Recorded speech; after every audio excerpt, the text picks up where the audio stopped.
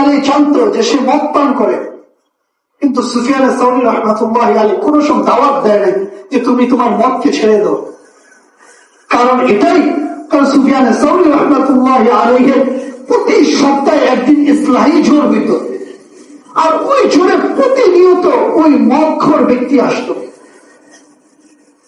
তো সুফিয়ান সাউরি রাহমাতুল্লাহি আলাইহির হিকমত ছিল, আস্তে আস্তে শুনতে শুনতে যখন দিলে আল্লাহ তাআলা গাইতা দিবে, তখন আর ওকে বলা লাগবে না যে তুমি মদ ছেড়ে দাও, ও আপনি ইচ্ছেই মদ ছেড়ে দিবে।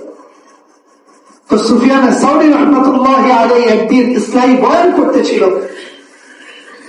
তো ওই মদখোর ওই দিন আসে নাই। তো সুফিয়ান সাউরি রাহমাতুল্লাহি আলাইহি একটু চিন্তায় পড়ে গেলেন। উনি ইসলামিক প্রোগ্রাম শেষ করে যখন বাড়িতে যাইতেছিলেন, তখন দেখতেছে এক লোক রাস্তার মধ্যে মদ খায়